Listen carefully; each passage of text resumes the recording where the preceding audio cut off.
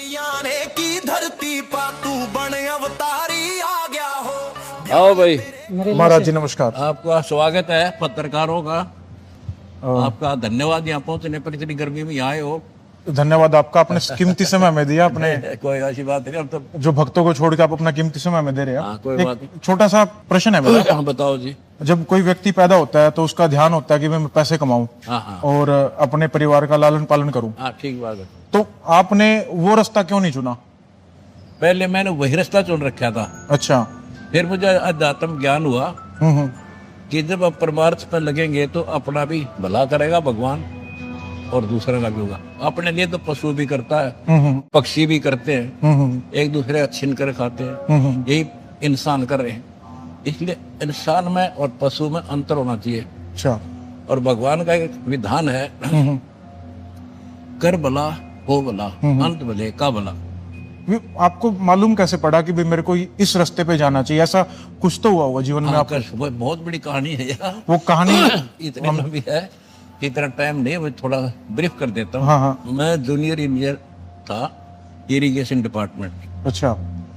तो मेरा रिश्तेदार है, वो आया मेरे पास, हम्म ये एक परम संत है, उससे मिलाता हूँ। हम्म भगवान की इच्छा बचपन से थी, हम्म पूर्व संस्कार। हम्म तो उनसे मिला, वो 104 साल के थे, ब्राह्मण कुल में जन्म था उनका। हम्म उन्होंने कहा, बेटा भक्ति कर, ये 2 दिन का जीवन है। पृथ्वीपति चकवे गए जिनके चक्कर चलंत, रावण श्रीखे कौन गण ऐसे गए। भक्ति ना करने से कबीर हरि की भक्ति में राजा गधा हो और माटी लदे कुमार के नार नहीं कोई। तो ये खटकी मेरा बात। अच्छा। उनके चरणों में नमन किया। फिर कैसे भला हो, कैसे इस दुख से छुटकारा हो, मैं उनको भी डिटेल से बताया। हमने उनके चरण पकड़ कर दीक्षा ली, दीक्षा की, भक्ति की, नौकरी भी की। अच्छा। एक दिन अचानक उन्होंने कहा, बेटा मैंने बहुत दृष्टि दौड़ा ली है, 1 लाख शिष्य है, तेरे जैसा नेक और शुद्ध आत्मा मैंने दिखता को नहीं। अच्छा। आज से मैं अपना उत्तराधिकारी आपको बनाता। ठीक। मैं एकदम सुन्न हो गया। मैं जाट आदमी, हमारे दादे परदादा नहीं काम करे ना। पहले डर लगा कि किसी ने कोई चुगली कर दी है कि यू भगवान अब पे मेहनत बन गया, ऐसा कोई था नहीं। फिर उसने कहा, बेटा तेरे साथ रहूंगा, घबरा मत। अच्छा। और तेरे जैसा विश्व में संत नहीं होगा। जब तो वो बात ऐसी नहीं लग रही थी कि मैं महाराज संत का क्या काम, पर कहते हैं साधु बोला सहज सुबह और साध का बोला बिरथा नहीं जा। तो वो फल फिर मैं उनके आदेश से, उनका गुरु वचन पर डट गए, कट गए, फल 84 के। उसके बाद फिर मैंने नौकरी करते करते दीक्षा देनी शुरू कर दी। ठीक। प्रचार शुरू कर दिया। प्रचार इतना बढ़ गया कि दोनों काम नहीं हो सकते। अच्छा। एक रास्ता चुनना था मुझे, एक भगवान का, एक गृहस्थी वाला था ही। 2 बच्चे, 4 बच्चे थे, 2 बेटे 2 बेटी। और वो अभी बीच मझधार में ही थे। 2 की शादी की थी, 2 पढ़ रहे थे। अच्छा। तो भगवान की तरफ फैसला लिया कि जब तू सारी सृष्टि का रक्षक है तो बच्चा का भी रक्षा करे। ठीक। फिर विचार आया कि मैं मान ले आज गुरु जी का वचन ना मानूं और बच्चों में लिपट जाऊं, कल मेरी मृत्यु हो जाए, फिर कौन पालेगा। अच्छा। इस तरह के तर्क वितर्क मन में आए। फिर हमने भगवान वाला मार्ग चुन लिया।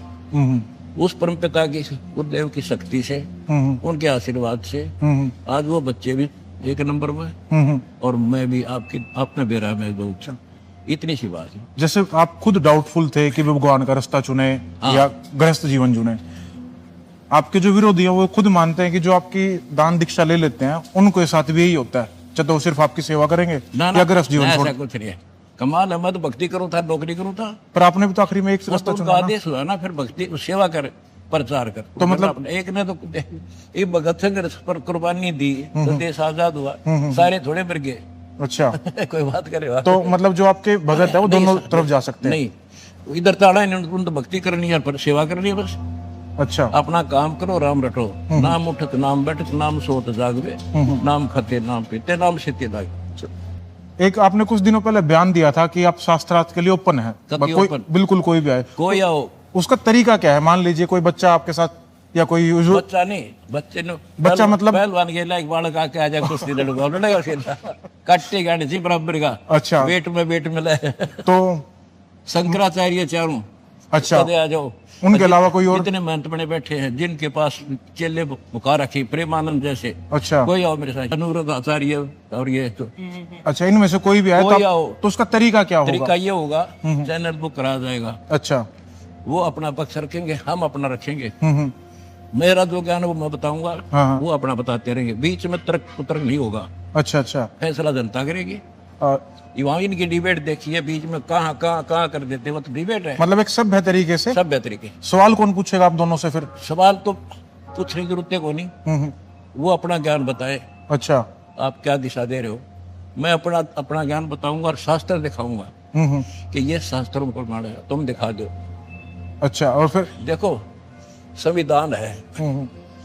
एक वकील कहता है इस दोष पर ये धारा लगेगी, दूसरा कहता है ये लगेगी, फैसला संविधान करेगा। अच्छा हमारा संविधान गीता वेद पुराण ठीक। जो उनमें लिखा सो फाइनल। कोई वक्ता है वैसे कहता वो झूठ। अच्छा, और उसका जो आपने कहा गीता जी इसका फैसला करें, गीता कौन सी प्रिंटिंग की, मतलब कौन से प्रेस की? गीता प्रेस दौर पर। अच्छा, उसको आप आधार मानेंगे? सारे मान रहे, मैं क्या मानूंगा। अच्छा। जो जिसने तुम मानते हो उसको ले लेंगे, वो मानते हो जिसने। जैसा कि पत्रकार महोदय आप जी ने संतों के साथ डिबेट का प्रश्न किया है, उसके लिए मैं सभी हिंदू धर्म के धर्म गुरुओं से एक प्रश्न पूछता हूं, कौन ब्रह्मा का पिता है, कौन विष्णु की माँ, और शंकर का दादा कौन है, हमको दे बता।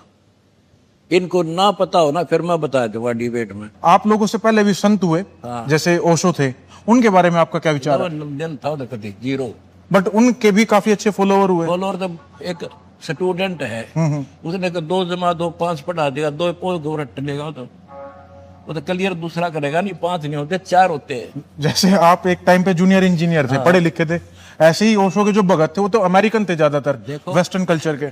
उनने कभी ना बता वेस्टर्न ने, बट भक्ति तो भारत में है थोड़ी बहुत है, तो वहाँ तो है नहीं कुछ भी।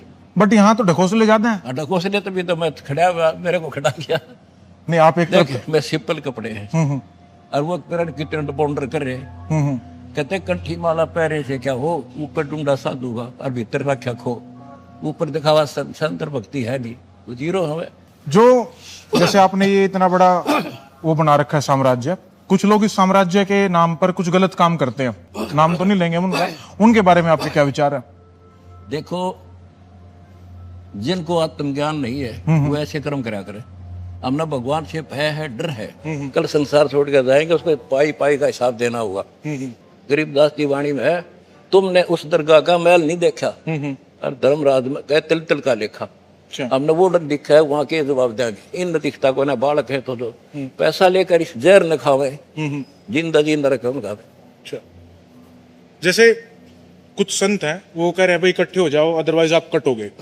उनका इकट्ठे होने का भाव था कि भाई आप हिंदू इकट्ठे हो जाओ, मुसलमान आपको काट देंगे। बट मैं आपके यहाँ घूमा, मुझे यहाँ दिख रहा है कि भाई हिंदू मुसलमान की एकता है। ये आपने मतलब कहाँ से शुरुआत की?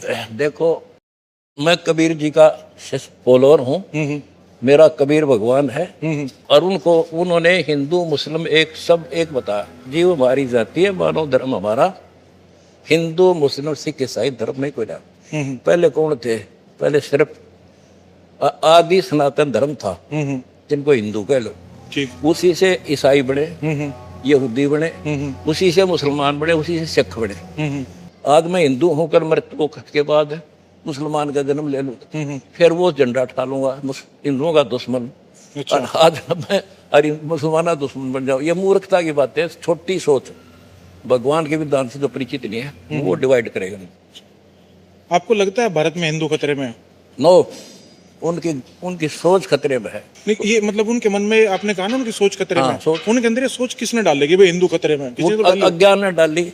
उनको ये ज्ञान नहीं, तुम हम सारी सृष्टि के जीव एक भगवान के बच्चे हैं। अच्छा, या इनकी सोच खत्म है, अधूरी सोच है, या हो जाएगी फिर काम रहे को ना।